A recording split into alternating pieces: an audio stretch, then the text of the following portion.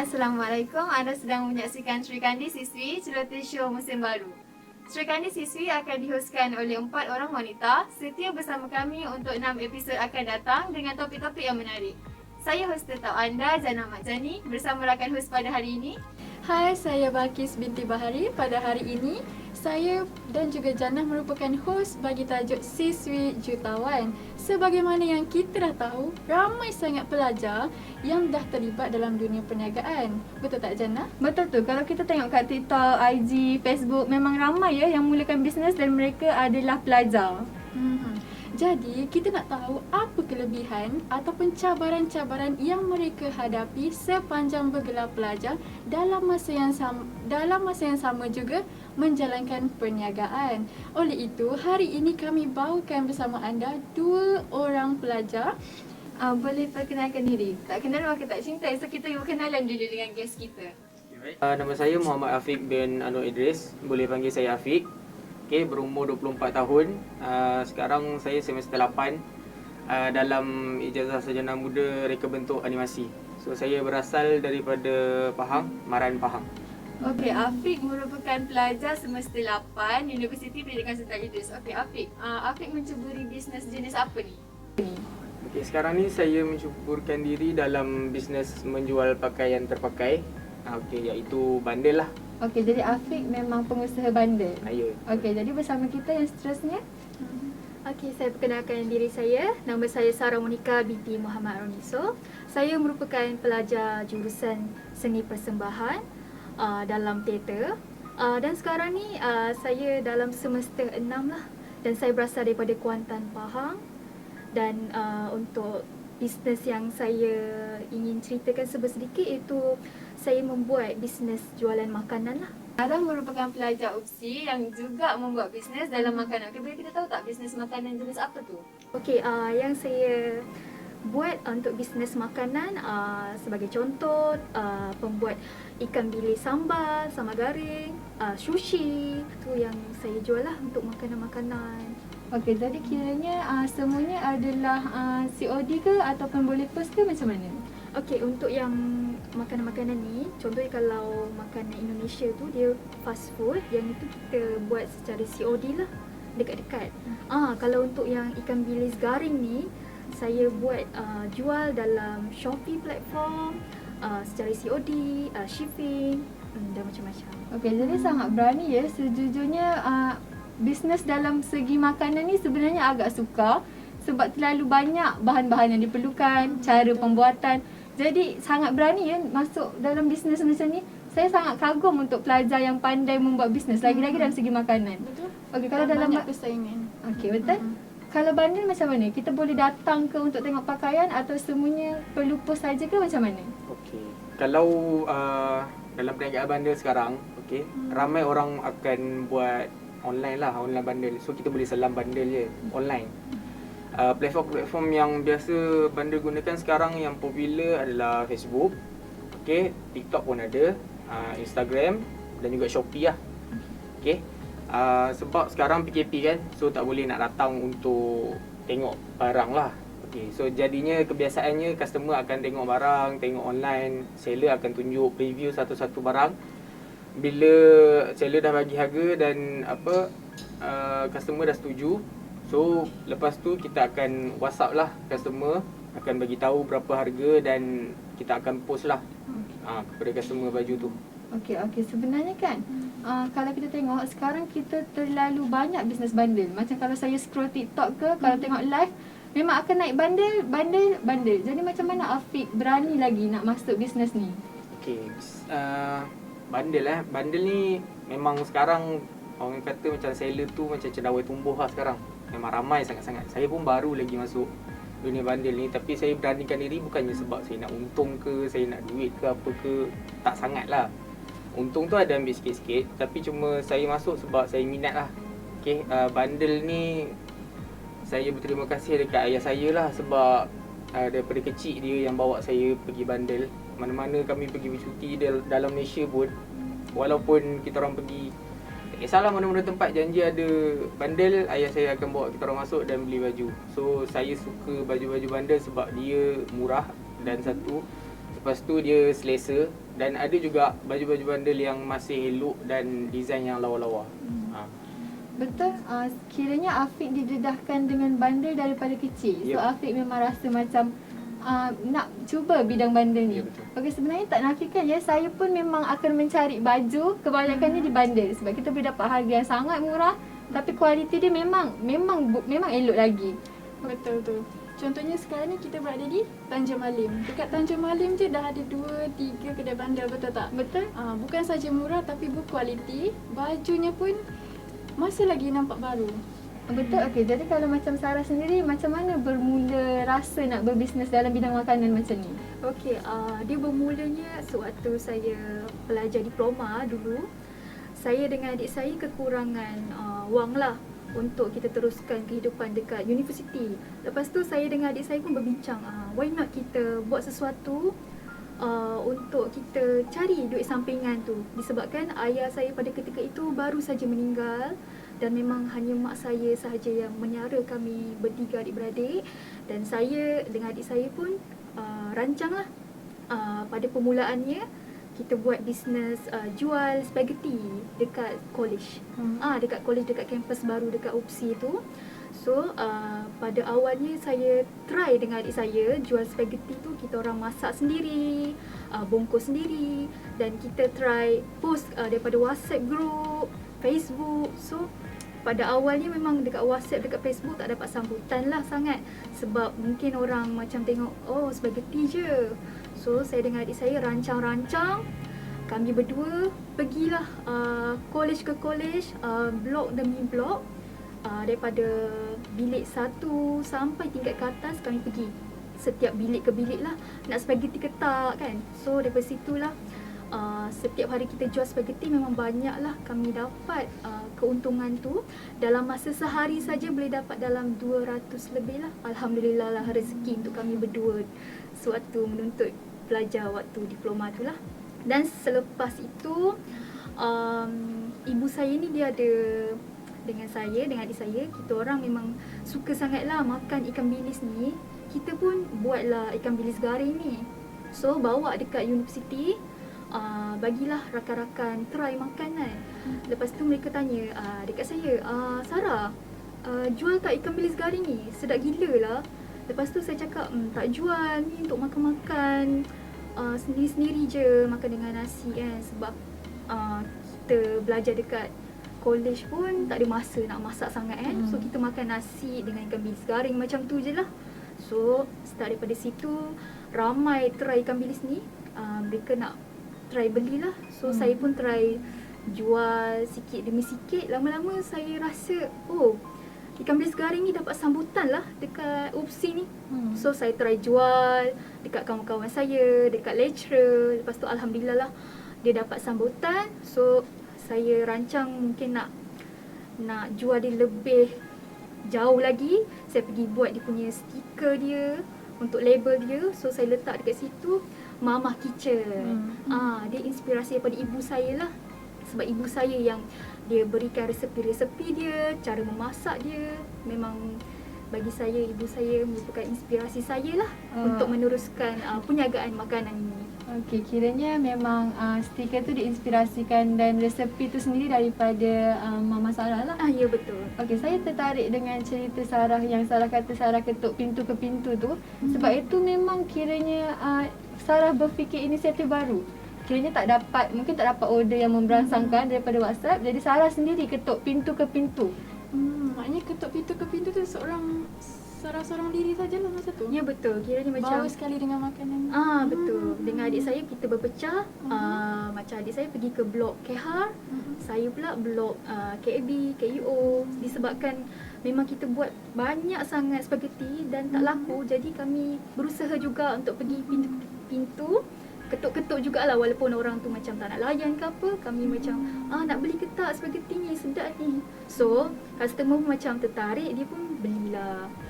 Sebenarnya satu usaha yang sangat bagus, sangat berani sebenarnya, sebab kita tak tahu apa respon orang lepas buka pintu, betul tak? Kita ketuk-ketuk nak tengok reaksi orang satu, yang kedua nak tengok respon nak beli ke tak. Betul? Jadi masa Sarah yang buat untuk spaghetti tu, dari ketuk pintu ke pintu, apa reaksi yang Sarah ingat sampai sekarang, yang baik dan yang buruk? Boleh Sarah kongsikan? Okey, kalau yang macam daripada segi yang buruknya, bila kita dah ketuk-ketuk, dia buka, dia buka pintu. So dia kata, nak apa? Oh, dia jual macam tu je, nak apa? So saya cakap, sampel. saya ada jual spaghetti ni, nak makan tak? Baru je beli spaghetti dekat kafe tu. Sorry lah, tak larat nak makan lagi. Dia macam, dia punya muka dia tu macam nak tak nak layan. Mungkin masa tu dia tengah on the phone dengan boyfriend ke apa kan. Tiba-tiba kita datang kejar, ketuk-ketuk pintu. Kena time pula kan? Macam tu lah, time tu malam juga dekat 9 macam tu. Sebab kita orang ronda daripada pukul 6 petang sampai malam. Sebab banyak Lama bilik tu. Kita kena pergi pintu ke pintu. Daripada segi baik dia pula, saya dengan adik saya lah ada try ketuk pintu dekat satu bilik ni. Satu rumah ni. Dia buka-buka je. Kebetulan muka dia tu nampak macam lapar sangat. So dia macam, naklah spaghetti ni, bagi saya 6 bungkus terus. So macam terkejut, macam wow, macam lurai runtuh lah. Dah bungkus terus. Terus dia beli. So daripada situ, start dah selalu jual tu, saya dapat respon yang baik lah daripada customer-customer. Mereka try repeat order lah. So macam memang banyak sangat orang repeat order sebab mungkin spaghetti yang kami buat tu mungkin selera ikut tekak diorang lah. So diorang repeat order. Betul. Okay, kita dah tahu macam mana Sarah mulakan bisnes dia, cara Sarah mempromosikan barangan dia. Berarti kita nak tahu Afiq sendiri, macam mana Afiq dapatkan barang-barang bandel. Mungkin Afiq boleh cerita macam mana proses Afiq bermula bisnes bandel ni. Okay. Bermulanya bisnes bandel ni sebenarnya awal-awal saya tengok dekat Instagram dan juga Shopee Live. Okay, so saya tengok dia orang jual barang-barang bandel ni yang murah-murah lah. Kat Shopee biasanya dia orang akan jual RM10 selai, RM5 pun ada. Kan? So saya tengok, dia orang ni jual baju murah-murah tapi condition okey lagi, lawa lagi kan. Mana dia orang dapat barang? Okay, so saya masuk dekat IG pula dan saya masuk scene, bukan masuk scene, maksudnya saya masuk live orang-orang bandel yang menjual di IG. So saya dapat tahu yang diorang ada menjual baju-baju yang diorang mungkin tak boleh jual di Instagram, tapi diorang boleh jual dekat seller-seller lain yang boleh jual dekat Shopee. Okay, sebab kalau kat Shopee, kalau kita tengok orang mesti nak barang murah kan. Okay, so dekat Shopee tu orang tak kisah harga baju berapa ringgit, RM5 ke RM10 ke, orang akan beli, janji boleh pakai. Kalau dekat Instagram, seller-seller macam ni, dia orang susah nak cari makan sebab baju-baju murah. Orang-orang dekat Instagram, dia orang tak akan beli, tak ramai yang belilah. So saya masuk live dia orang, so saya dapat tahu yang dia orang ada jual tokol, dia orang ada jual combo kan yang murah-murah. So daripada situ saya start beli sikit-sikit. Mula-mula tak nak menjual pun. Mula-mula saya suka baju-baju bandel, so saya belilah. Okay, so tapi lama-lama bila saya dah beli, saya tengok, banyak baju ni, lawa-lawa pula tu, boleh jual balik ni. Lepas tu saya pun macam nak berkongsi jugalah dengan orang kan, rasa macam mana pakai baju bandel. Ada orang yang skeptikal dengan bandel, yang rasa macam, apa pasal nak pakai baju yang orang dah pakai, betul? So saya rasa macam, tak elok kot dah cakap macam tu kan. Sebab baju bandel ada je yang masih elok dan masih lawa, yang boleh pakai dan harga pun murah. So saya nak buktikan dekat orang-orang kat luar sana yang baju bandel ni sebenarnya kita boleh je beli, kita boleh je pakai. Betul. Sama je. Macam kalau orang geli kan nak pakai baju bandel kan, cuba kita fikir. Kita pergi kedai makan, kita pakai sudu yang sama dengan orang lain dah pakai. Betul tak? Orang tu basuh, lepas tu orang tu pakai, bagi kat orang lain pakai. Kan? Sama juga macam baju bandel. Kenapa tak boleh nak pakai baju bandel? Sudu dengan garpu orang lain boleh je pakai. Macam itulah. So saya nak bagi orang lain pun merasa juga barang-barang bandel ni banyak je yang lawa-lawa kan. Di samping saya nak cari duit lebih sikit, cuma saya tak nak mencari keuntungan sangat lah. Sebab tu saya jual murah-murah dan baju-baju yang saya jual saya akan basuh dulu supaya orang boleh bila orang tu dapat baju tu, dia orang boleh terus pakai. Saya ada je yang seller-seller yang jual baju dekat saya yang dia orang tak basuh pun. Tapi saya tak kisah. Saya keluarkan duit lebih sikit pun tak apa untuk hobi dan saya nak kepuasan pelanggan tu lah bila dapat baju tu. Betul. Saya suka usaha Afiq kat mana yang dia cuci dulu baju bandel ni. Tak dinafikan dia sebenarnya ramai je lagi yang masih fikir bandel ni tak elok. Sedangkan diorang boleh je pakai sudu yang sama dekat restoran. Betul tu? Betul. Sebenarnya saya nak tanya, disebabkan bisnes bandel terlalu banyak, Afiq pernah takut ke? Kiranya macam takut tak dapat sambutan ke sebab terlalu ramai bandel sekarang? Betul. Okey, takut Takut memang takut lah. Sebab saya mula nak start. Saya baru 2 minggu start Tak start live pun lagi. Saya cuma jual dekat IG, dekat Carousel macam tu je. Tapi adalah orang beli, alhamdulillah lah, adalah sikit-sikit orang beli kan. Takut tu memang ada. Sebab saya ni jenis yang camera shy jugalah. Saya susah sikit. Camera shy macam ni ya? Steady je. Okey, tak, bukan. Saya sejenis yang banyak overthinking. Banyak fikir. Saya tak buat lagi tapi saya dah fikir macam-macam. So Itu namanya berfikiran jauh. Betul kan? tak, maksudnya saya bukannya berfikiran jauh, berfikiran yang negatif. Boleh ke Okey. jadi Boleh ke buat ni, jadi ke aku keluar modal banyak dah ni, kan orang tak beli macam mana kan? Kan sendu kan live kan orang tak beli kan pisang pula. Macam tu lah. Saya banyak fikir benda-benda macam tu tapi saya nak start bisnes ni, saya dah call mak saya dah call ayah saya dan ayah saya dah banyak sangat bagi kata-kata semangat. Dia cakap tak apa, buat je dulu, kenal barang dulu, boleh buat punya, ada orang beli, insya-Allah rezeki tak ke mana kan. So saya fikir-fikir balik, sampai bila saya nak camera shy, sampai bila saya nak malu hadapan dengan orang kan. So saya fikir-fikir tak apa, aku redah je lah dulu. Janji barang ada jual, ada sambutan pun okey. Kalau orang tak beli banyak sangat pun tak apa, saya tak kisah. Janji saya jual murah tu sebab saya nak dapatkan balik modal dan saya nak tambah balik stok baju. Sebab saya suka tengok baju-baju yang saya jual tu banyak je tergantung dekat rak tu. Saya suka benda-benda macam tu lah. Itulah. Okey, kalau contohnya macam Sarah kan, disebabkan macam contohnya bandel banyak sangat orang. Jadi macam mungkin persaingan bagi yang baru nak mula bisnes. Okey, kalau Sarah bisnes makanan, apa cabaran? Pernah ke macam sampai dekat customer, macam contohnya ikan bilis ni kita boleh post kan? Sampai kat customer, pernah ke macam tiba-tiba tak elok ke ataupun tengah masak-masak tiba-tiba ada bahan yang tak jadi ke? Pernah ke Sarah mengalami masalah macam tu? Okey, yang macam pernah mengalami masalah ni, ketika kita post ikan bilis ni, kita dapat elok. Bila dah sampai dekat tangan customer dia pergi snap gambar, dia send. Kenapa ni bocor berminyak semua ni kan? So macam mungkin daripada silap saya juga dan juga daripada tempat penghantar barang ni, disebabkan mungkin mereka campak ke atau tidak pastilah, sebab saya pun macam tak berapa tahu sangat kan apa yang mereka buat di belakang. Disebabkan saya memang dah sedaya upaya bungkus dengan kemas, dengan elok, dengan bubble wrap semua tu untuk tak nak bagi bocor lah. Sebab selalu ni memang ramailah, macam bukan hanya saya saja.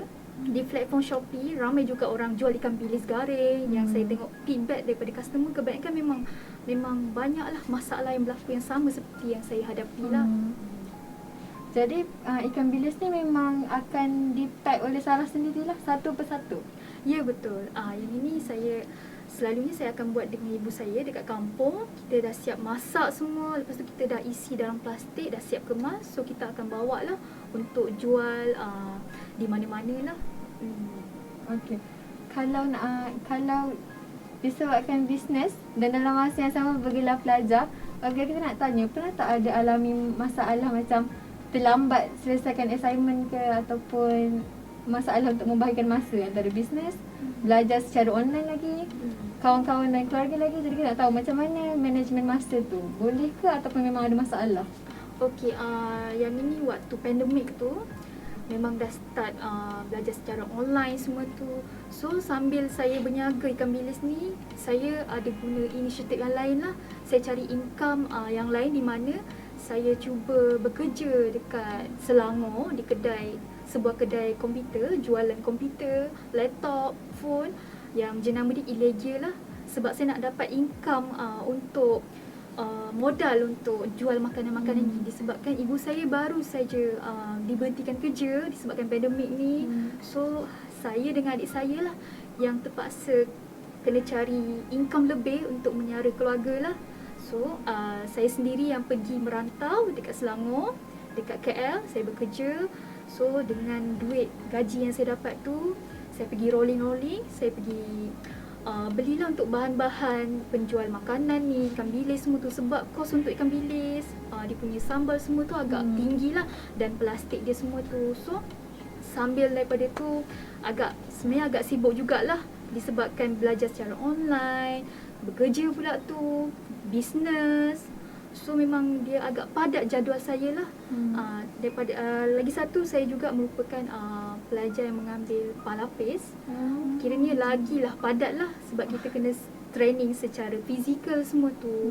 So disebabkan sekarang ni dah tahap kritikal pandemik ni, secara sepenuhnya lah kita belajar secara online. So dia tak ada masalah sangat lah untuk nak jual makanan, bisnes macam ni lah sewaktu kritikal ni. Okay. Sarah sangat menarik dia. Dia bukan hanya menjual. Dia palapis juga. Jadi kita yang tak berniaga ni pun belum tentu kita boleh bahagikan masa. Yang nak masak, yang nak belajar. Jadi Buat assignment. Ya, betul. Jadi memang Sarah punya management sangat elok ya. Jadi kita memang tak ada alasan nak huru-hara sewaktu online learning lah. Sebab Sarah boleh buat. Okey, jadi kalau macam Afiq baru mulakan bisnes 2 minggu, jadi tak terjejas dengan pelajaran ataupun macam mana?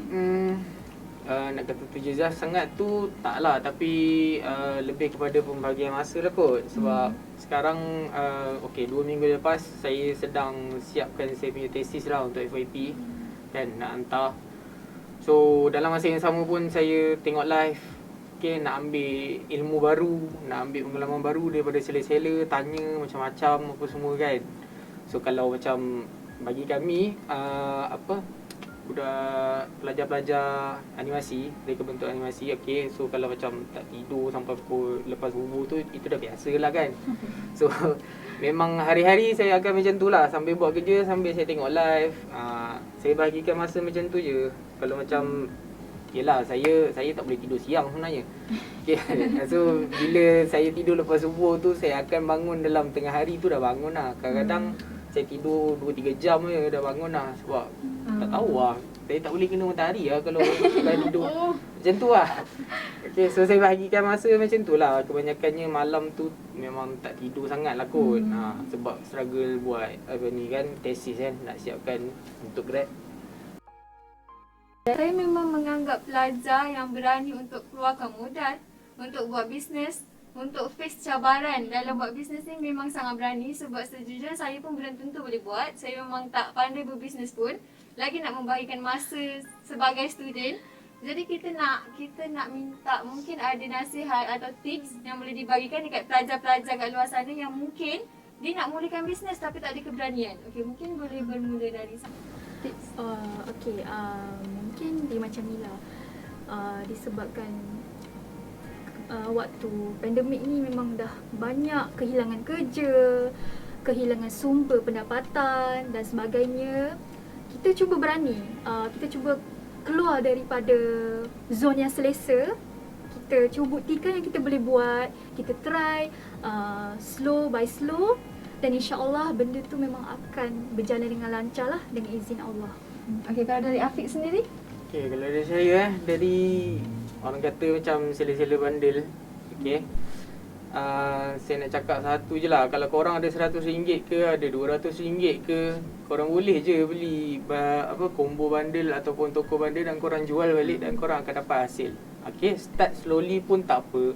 Tak payah nak beli sampai 1K, 2K punya guni pun tak apa, tak payah. Korang beli sikit-sikit je, just beli sikit-sikit, jual, kenal barang dulu. Lepas tu barulah korang boleh jadi top seller lah. Top seller sekarang pun semua start daripada bawah. View 7-8 orang dulu pun sekarang dah beratus-ratus lah orang view diorang punya live. So just berani je lah, berani mencuba lah. Tak salah pun kita nak mencuba. Kalau ada rezeki tak ke mana, rezeki tak pernah salah alamat. Okey, betul. Saya terinspirasi macam nak mulakan bisnes pula lepas ni. Disebabkan kita tahu guest-guest kita adalah bisnes. Okey, di sini kami ada bawakan pack makanan ikan bilis buatan Sarah sendiri. Jadi okey, untuk dapatkan pack ini, Sarah boleh tinggalkan maklumat macam mana untuk dapatkan? Okey, untuk dapatkan ikan bilis pack ni, mungkin boleh beli dekat Shopee link, boleh search Mama Kitchen, ataupun dekat sini dia sebenarnya ada nombor telefon WhatsApp ni lah. Tapi selalunya orang akan beli dekat Shopee lah ataupun dekat sosial media. Okey, untuk dapatkan ikan bilis Sarah, nanti Sarah akan sediakan link lah dekat ya, kita betul. punya YouTube. Okey, kalau Afiq sendiri macam mana untuk dapatkan barangan Afiq? Okey, kalau kepada peminat-peminat bandel yang mencari baju yang murah tapi ada design yang lawa ke ataupun sekurang-kurangnya ada design lah, saya tak jual baju plain. Okey. Boleh pergi dekat saya punya Instagram buno.thrift. Okey, ataupun TikTok pun ada buno.thrift juga, saya baru buat. Okey, sama-sama kita support lah komuniti bandel. Okey, disebabkan kat sini kita ada produk ikan bilis dari Sarah. Okey, mungkin ada penonton yang nak tahu macam mana rasanya. Sebab tengok macam sedap, jadi kita nak rasakan untuk anda. Dan dalam masa yang sama, mari kita tengok barang-barang baju bandel dari Afiq. Okey, jadi mungkin ada penonton dekat luar sana yang tertanya-tanya macam mana rasa sambal Sarah. Okey, jadi kat sini kita akan review dan rasakan untuk anda. Jadi sambal ikan bilis ni sebenarnya ada berapa jenis? Okey, untuk yang ikan bilis ni sebenarnya ada satu jenis sahaja, iaitu pedas gila. Dan saya ada satu lagi variasi iaitu ayam, perisa ayam, yang itu pun dia sama, pedas gila. So ada dua, satu lagi ikan bilis dan satu lagi ayam. Jadi untuk harga satu pack berapa? Okey, untuk yang satu pack ni harga dia RM15. Dia punya isi dia 200 gram, banyak tu. So dia punya isi dia ni, dia kesemuanya ikan bilis dengan sambal dia. Dia tak ada campur ada bawang ke atau kacang ke, memang dia full, betul-betul full ikan bilis. So memang kira ni macam okey lah kalau korang nak beli apa semua tu, dia tak ada rugi sangat sebab memang banyak ikan bilis tu, penuh. Jadi untuk satu pack boleh tahan berapa lama selalunya? Okey, untuk yang ni, untuk satu pack ni dia boleh tahan sampai 1 tahun lah. Sebab dia ni jenis yang kering. So, bila-bila je kalau korang nak makan, waktu nak pergi bercuti ke, makan dekat rumah ke, dekat college ke, time korang tengah sibuk buat assignment, korang belilah ikan bilis Mama Kitchen ni. Senang je. Korang macam bangun-bangun, korang terus buka makan nasi. Betul, okey. Jadi untuk peminat yang sangat sukakan makanan pedas, boleh cuba sambal ikan bilis dari Sarah sebab memang pedas gila.